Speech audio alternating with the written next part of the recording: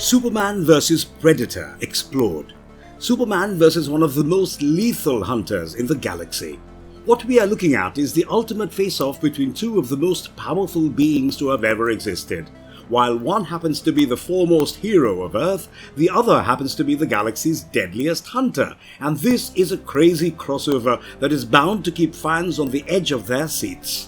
Written by the celebrated David Michelinie, illustrated by the acclaimed Alex Malev, and coloured by the famed Matt Hollingsworth, Superman vs. Predator is a 3-issue limited crossover comic book series co-published by DC Comics and Dark Horse Comics.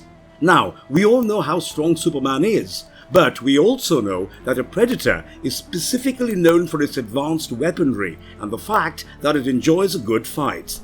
So, if you wish to know if this Predator actually stood a chance against the Man of Steel, all you need to do is watch this video till the very end.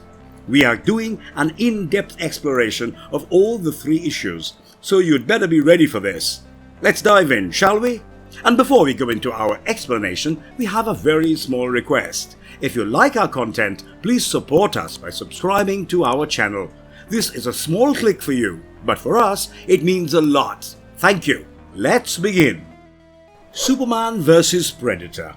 Issue number 1. The story takes place in the dense jungles of Central America. The local inhabitants address this steaming stretch of hostile green as La Jungla de las Sombras, or in simpler words, the Jungle of Shadows. Besides being one of the most inhospitable jungles, it also strictly falls under the category of the least explored places on the planet. Honestly speaking, by the looks of the jungle on display, it is bound to give every fan of the Predator franchise some major Central American rainforest vibes, or in other words, the setting of the first Predator movie. Anyway, coming back to the storyline, we learn of Star Labs funding an expedition based on some rumors and sending a research team down there to locate an object in the area, or as per Dr. Marla Rollins, an incredible scientific discovery. The team ends up making a breakthrough discovery when they are able to locate what looks like a spacecraft of unknown origin, with a xenobiologist of the research team, Dr. Casey Trabor, suggesting the use of dynamite to clear the stubborn undergrowth of vines on the spaceship.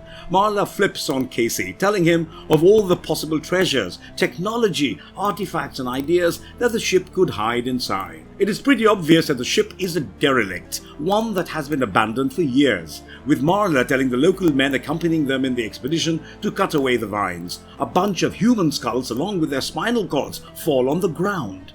The sight is a total shock to everyone, and Marla decides on using some precautions going forward. The readers are then taken to the hustling, bustling metropolis, one that has Superman doing what he is best at, saving the day.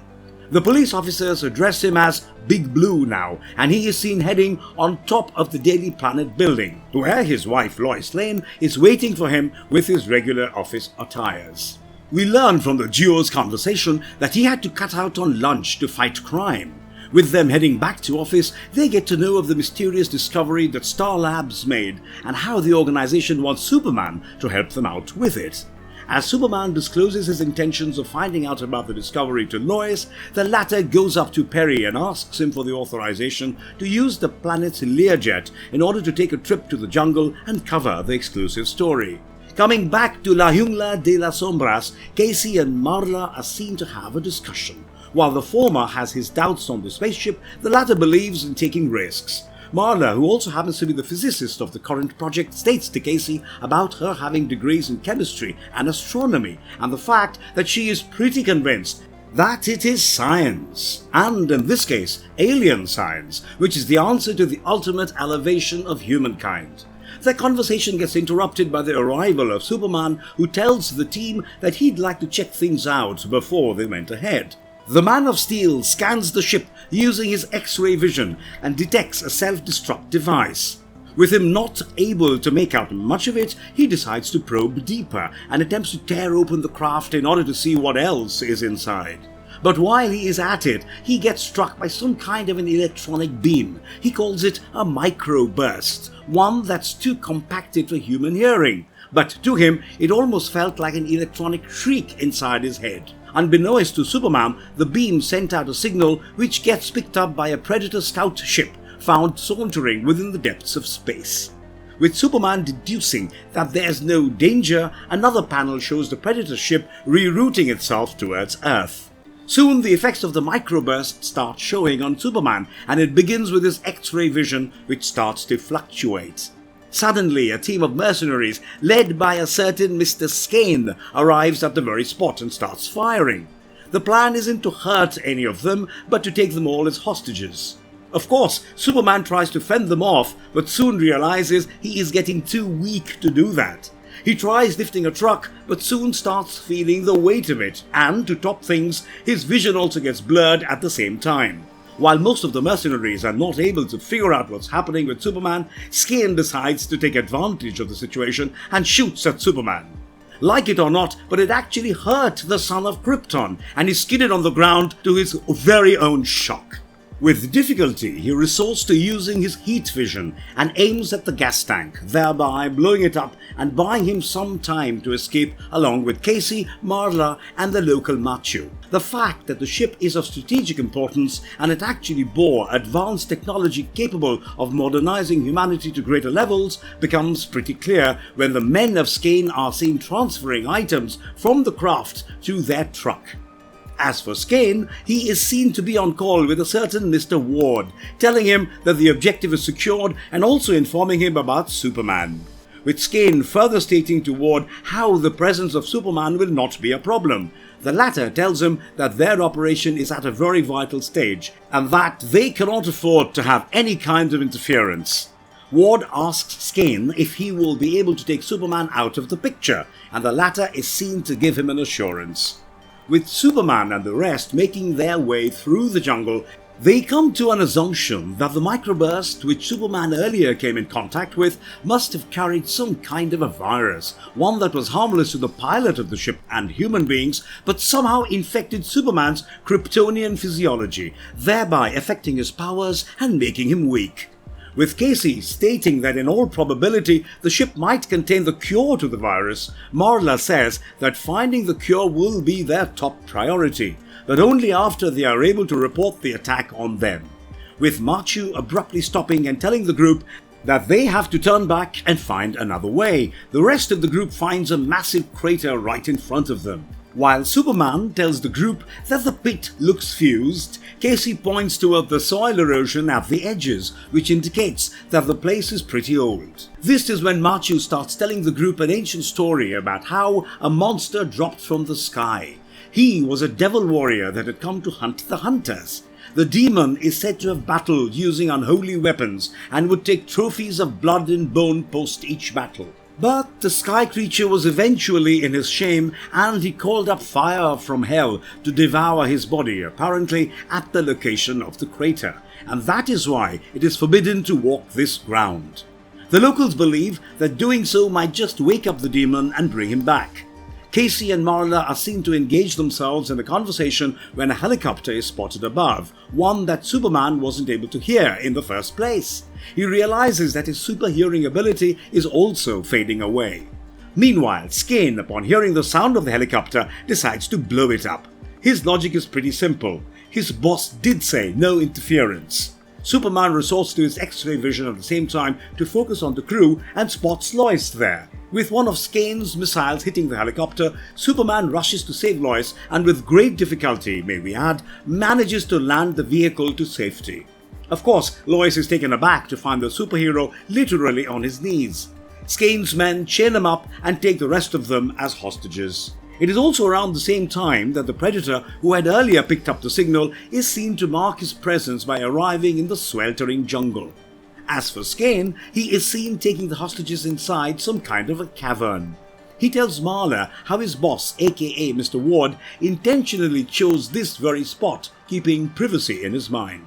Marla is surprised to find Mayan carvings engraved at the entrance of the cavern, to which Skane tells how a group of Mayans had apparently fled to this very cavern centuries ago and built up a veritable fortress inside. With Marla questioning him why would the Mayans do so, given that they were an advanced civilization with a complex social structure, Skane suggests maybe they were hiding there from something.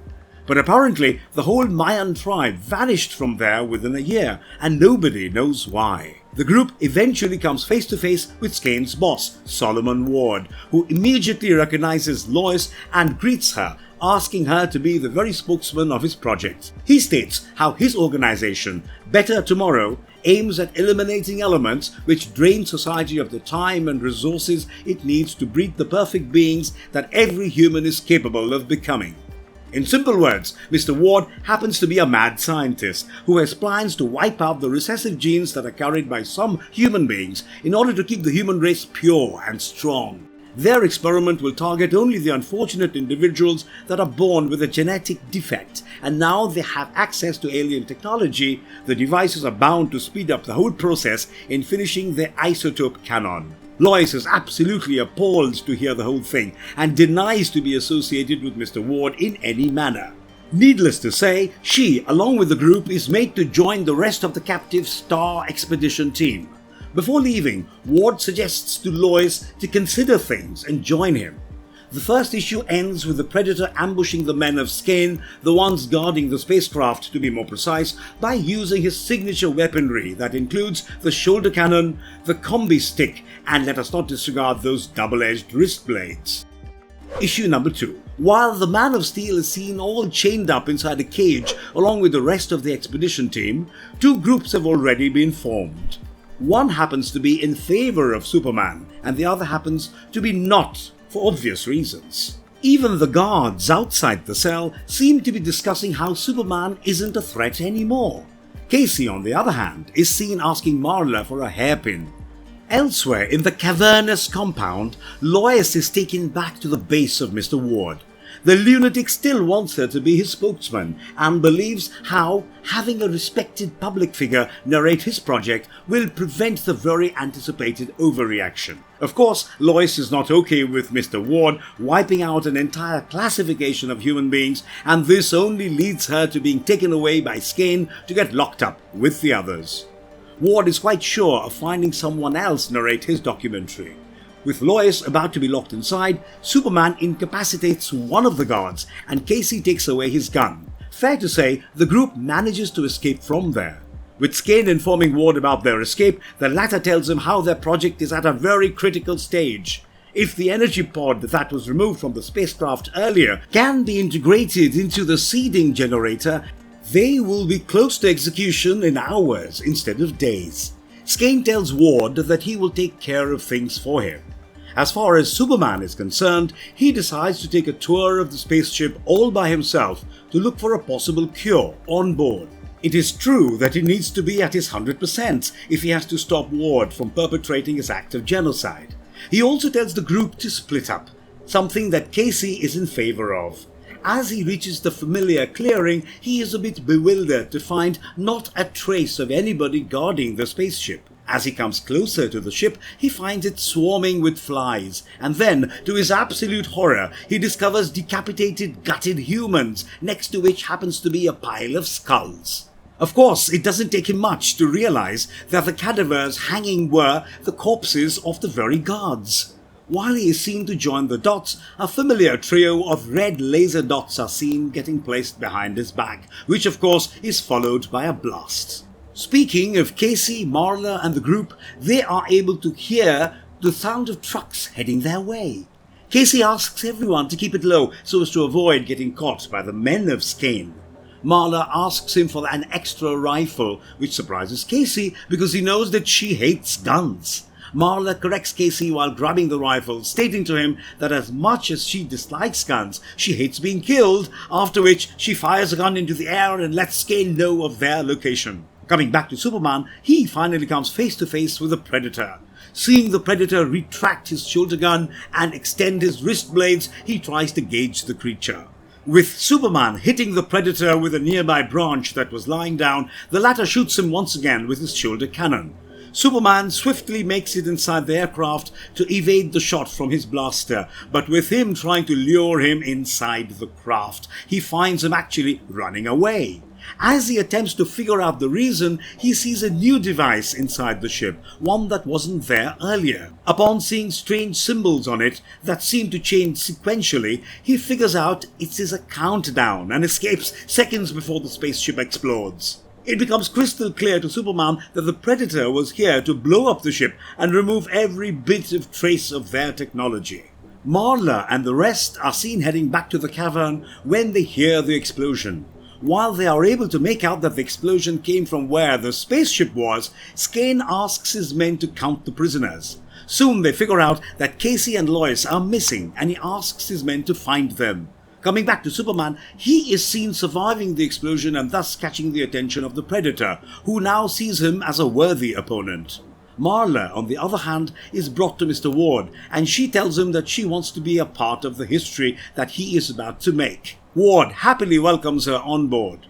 Also, unbeknownst to Ward, things outside don't look that great. While the Predator is seen blasting the ComSat dish using his plasma caster, Superman is seen attacking the soldiers on the other side of the mountain. As for Lois, she finally makes it to the radio room, but there she gets greeted by one of the mercenaries who had been stalking her all this while. Speaking of the Predator, he makes his way to the entrance of the mountain stronghold, only to discover all the soldiers there incapacitated.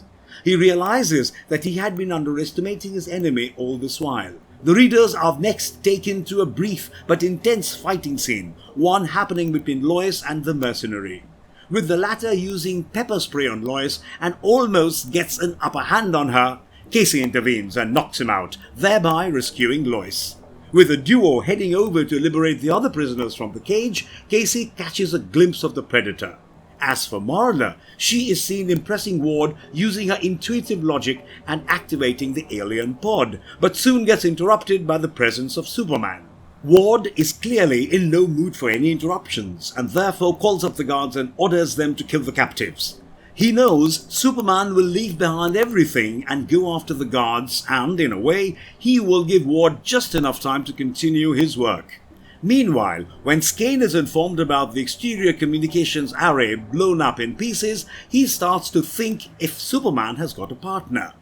He assembles his men and heads with them to the motor pool. As Skane asks his men to spread out, they are able to spot the Predator. As they look at the solitary being, most of them think that he doesn't stand a chance against them, but that is before the apex hunter throws a smart disc towards them. We can't really blame the mercenaries here, after all, they are new to this, but we, as fans of the Predator franchise, clearly aren't. We know what the smart disc does, and here it seemed to slash through two of the mercenaries before boomeranging itself back into the hands of the Predator. Skane calls for a new strategy, one that involves trapping the hunter. As for Superman, he manages to get to the prisoners just in time and is able to stop the bullets and the eventual massacre. Lois and Casey are also seen to reach around the same time, and as they help Superman get up, Casey decides to call in an airstrike, and all of them escape into the forest. Skane, on the other hand, realizes what he is up against is way too fast, but then again, he has always considered himself superior to the rest of his lads. But even with his men securing the only exit there, the Predator simply aims his shoulder cannon at the fuel tanker and blasts his way out of there. Skane is pretty sure that the Predator will come back again. Coming back to Ward and Marla, the latter tells him that they are ready for testing, and the former asks her to proceed. By then, Superman and the group are already out in the forest and happen to be at least a day's march from the closest village, when they see this huge beam lancing right up into the air from behind. With most of them thinking that they are a little too late to do anything about it, Lois tells them that it is still not that late. She tells them that they have only tested their machine, while pointing out that the actual seeding is capable of starting within a span of a few hours. The second issue ends with Superman deciding to go back to the cavern and asking Casey to join him. Issue number 3. The Predator is seen going back to a cave where his spaceship is. A look inside the spacecraft and it looks more like a shrine. One can see his prized trophy collection, skulls to be more precise. The hunter knows what he has to do, focus on the prize and select proper tools for the job. To him, survival is an option. Failure is clearly not. And looking at the choice of his weapons, it is pretty evident that he is gearing himself up for his final battle against Superman. As for the son of Krypton, he is seen spying on the mercenaries from a distance. You heard that right, and while it is very unlikely of Superman to do such a thing, it's also him who had made the noise earlier in an attempt to scare the mercenaries. It is a pity that the Man of Steel is left to doing such petty things since the time he got infected by the alien virus. We see a hand approaching him from behind. It is Casey, who had decided earlier to stay back with the group. He tells Superman that he has found another way into the mountain stronghold. With Casey leading the way, he tells Superman not to worry about Lois and the rest of the group as they are headed towards safety. With Superman asking Casey what changed his mind, the latter tells him that it is shame which is tougher to live with than fear, and that is why he is there to help him out in the first place. In the meantime, Ward is ecstatic to hear that they are ready to initiate primary function within half an hour. But somehow Marla isn't that excited anymore. With Ward asking her what's bothering her, she addresses his goal as both noble and admirable, but at the same time she is unable to fathom how will the world react to the colossal damage. Ward assures her that it will be history and not humanity that will be their final judge. The duo of Superman and Casey are able to reach that part of the mountain where the now blown up exterior communications array is. After discovering some kind of a utility conduit, Superman decides to go in first, followed by Casey. Coming back to Lois, her mind is clouded with endless thoughts. She already knew what she was stepping into the day she married Clark. It goes without saying that Superman belongs to the world. Anyway, with her thoughts running wild, Machu assures her that she is doing the right thing and calls her a wise woman. Speaking of the mercenaries that Superman was earlier spying on, they are clearly not okay with the fact that they are made to guard the very breach that the Predator was accountable for. While most of them think that the Predator would not make the mistake of coming back to the breach, surprise, surprise, the Predator does make a grand comeback. Activating his invisibility cloak, he brutally slaughters all of the mercenaries out there. As for Superman and Casey, the utility conduit leads the duo to the radio room.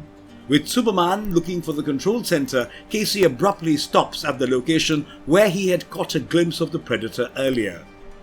With Casey stuttering, Superman urges him to tell him what he saw, further stating to him that there is no time for secrecy.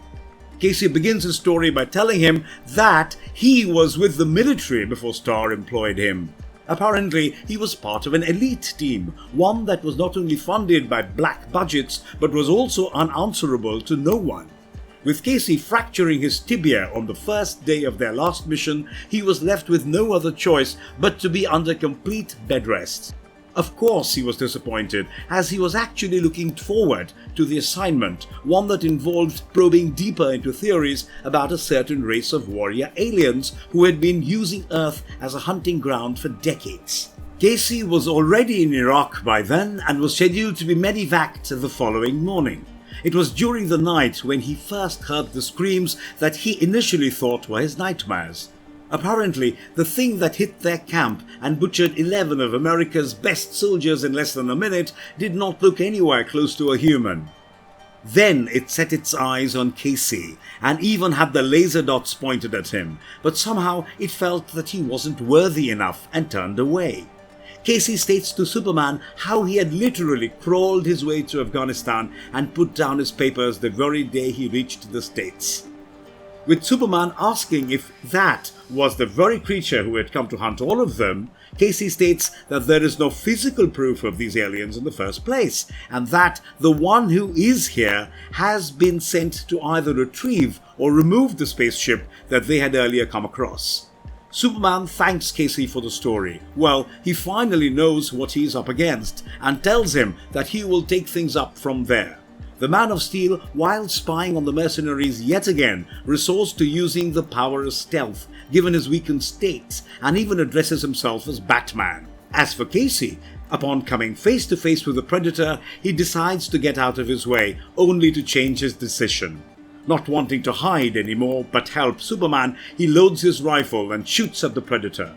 The sounds of gunshots lures Kane to Casey's location, and he ends up knocking the rifle out of Casey's hands.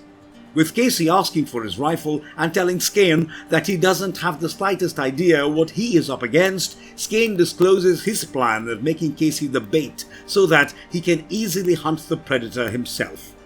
However, the predator aims his shoulder cannon at Casey but misses him by a few inches. Casey attempts to reason with the predator, telling him that he was the one who was injured the last time and now he is also unarmed, so the latter should be after Skane, who happens to be the dangerous one. Somehow, the predator is seen to abide by him and goes after the mercenary instead. Skane challenges the predator without his mechanical weapons in a battle, only to have the latter strike him with a smart disc. As for Superman, he heads inside the cavern to stop the machine, but learns that he cannot destroy the device because doing that will release the mutagen into the atmosphere. Obviously, he starts looking for another way. Coming back to the intense battle between the Predator and Skane, the latter decides to shoot him, in spite of proposing that they won't be resorting to any automatic armament. But this backfires on Skane, and the Predator ends up killing him with his wrist blades. With Superman eventually coming to a decision that he has to reach the generator and shut it down to render the device ineffective, he spots the Predator, who in turn detects his location. Superman starts wondering if both of them happen to be after the same thing, while he ponders if the creature happens to be his friend or foe. Ward, on the other hand, asks Marla to activate the procedure. Marla has just clicked on the button when Superman and the Predator are seen pouncing at each other right in front of them. The final battle has begun. Ward orders the mercenaries to attack the duo, but they decide to run away from the scene. Meanwhile, it is a terrific battle between the two. The Man of Steel could have easily ended the whole fiasco with a slap and a shrug had it not been for the power-draining virus. With the Predator using his smart disc on the son of Krypton, the latter realizes it is alien material, one that is capable of cutting even his skin for that matter, and so he decides to resort to strategy instead of strength against his enemy. The fight with the disc continues till Superman gains an upper hand on the disc and sticks it in solid stone. The Predator moves on to using his shoulder cannon. Casey, on the other hand, reaches where the fight is taking place and upon seeing Marla, tells her to shut down the machine. With Marla refusing to do so and stating to him how the whole thing is a beginning of a new age, Casey is left with no other option but to knock Marla out. Coming back to Superman, he eventually finds himself cornered by the Predator. While the superhero is able to destroy the shoulder cannon using the full strength of his heat vision, the latter is seen to retaliate by striking him with his wrist blades.